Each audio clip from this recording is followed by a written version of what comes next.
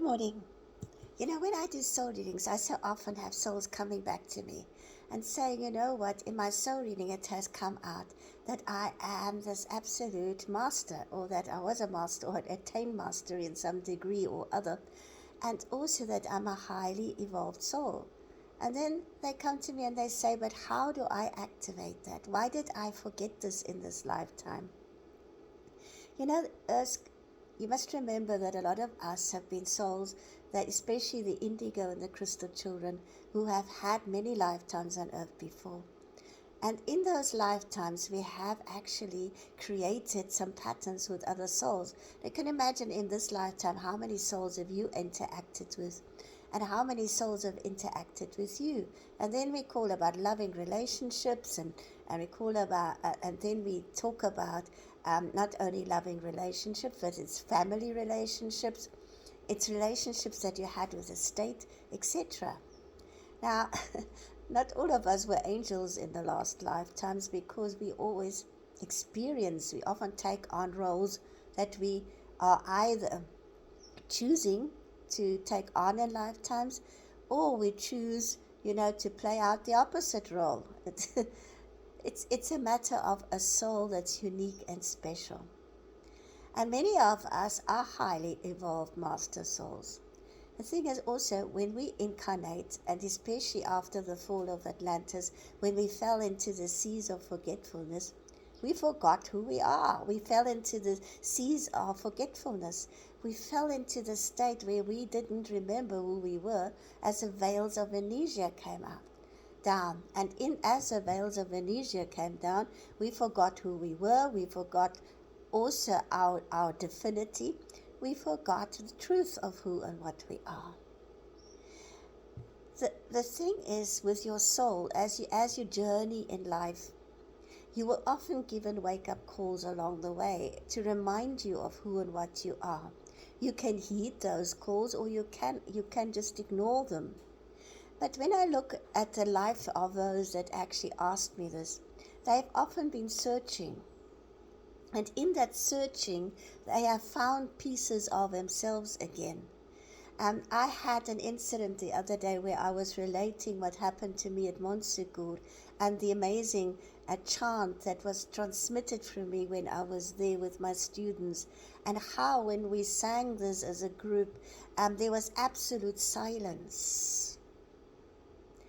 And sort of like a holy silence that you cannot even explain. And in that moment, what I was relating, what I saw, that is all recorded in my France book.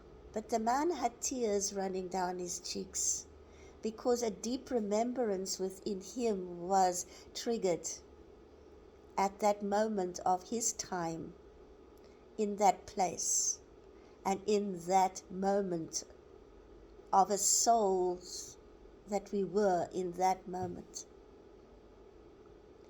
These triggerings of souls are always what awakens the deeper memory banks. But so often, because of the programming that we've had since childhood, and not being taught not to ask questions, not to question things, not to seek answers in the deepest sense, we often negate what is intuitively given to us, because we do not believe our own intuition anymore and our own deeper knowing. Yet that is how your soul speaks through you. That is how your soul is triggering your memory banks to remember your own truth. And your truth is your truth. It's your unique soul truth. It's not anybody else's truth. It's your truth. Today I say thank goodness that I ended up as librarian. Because when I woke up in my early 20s, you must remember that I grew up in the apartheid regime, where we were immensely indoctrinated. And I remember that as a 7-year-old child, when I was in class, when we were doing how they built the pyramids, and I poked up and I said, that's not the truth, that's not how the pyramids were built. And I got such flack. I was told to never question the teacher ever in my life again. And as my mother always said it, you've got this overactive imagination. It took me years to finally really realize, oh my goodness, It's exactly what I need to trust. It's exactly what I need to always ask for guidance. It's exactly where I need to go in to find answers. And in my 20s, I was actually called into retreats for 10 days with somebody who came from Germany. And he was literally sort of breaking down every single concept of what we were ever indoctrinated with during those years. And I remember that at that stage, we were on the point of leaving this place and leaving this retreat, because we couldn't handle it, because truth does that. When truth reveals itself, you often cannot handle it because you shrink away from it. And we were on the verge of leaving when we went to a dear older man, an elder in that community, and we actually asked him and said, well, listen, we're fed up with this, we want to go. And he said something profound that I've never forgotten. He said, you are the generation of instant. You press a button, information is immediately there. You switch on a kettle and you've got hot water. He said, that's not the way life works. Life is a way of unfolding.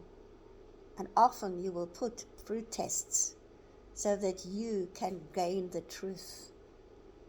Don't run away from it. Stay with it and be patient, and the truth will reveal itself.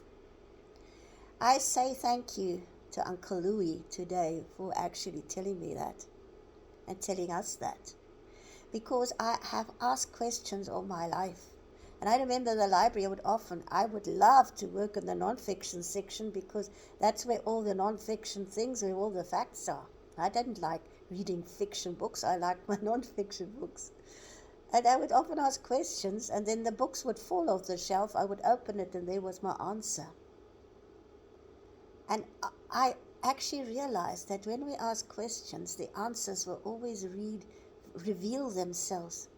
But we have to be open to receiving that revealing, and also be open to question even more. Because the deepest truth will always resonate within your heart and soul. And that is how you actually reach enlightenment. There will be these teachers that will come into your life. They might be there for a fleeting moment. But a good and honest teacher will always point you back to yourself and your own journey in life and your own unfolding, so that you can go deep inside your own soul for answers. And that is why when you start actually bringing your highest awakening into form and being, you will also put in touch with your own soul in the deepest way. And your ascended masters and the company of heaven will always help you with the divine to remember. And as you remember, it's up for you to also share that with the rest of humanity, because that is why we are here now. As we find our way, we become the light for others to find the way as well. So we sow the seeds, but what happens to the seeds is none of our business. Because every soul has got free will and choice. Every soul can choose for themselves to awaken in a deeper sense, to seek that path in a deeper sense. It's not a path as such, it's an unfolding. It is a deep, deep journey into the ever unfolding.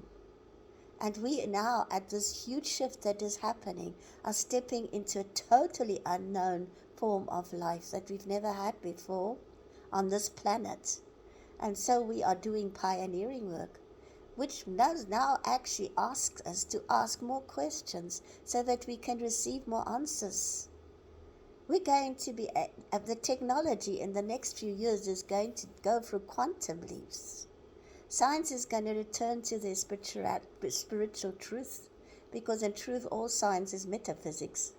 It's not just physics. If you take the spirituality out of science, you're losing yourself. That's when you go totally in your mind, and then you are like Atlantis and destroy yourself in the end. There is always divinity in all and everything.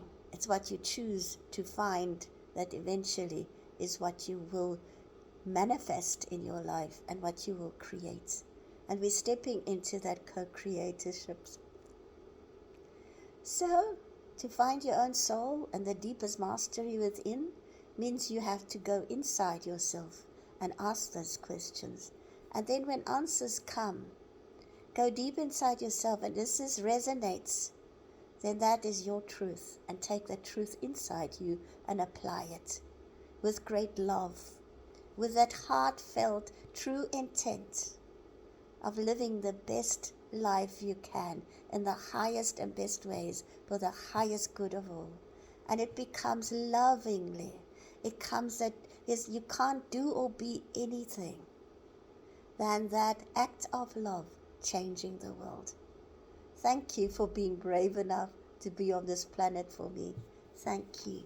You're doing a great job. Trust what is given, and you shall be given more of. Thank you very much.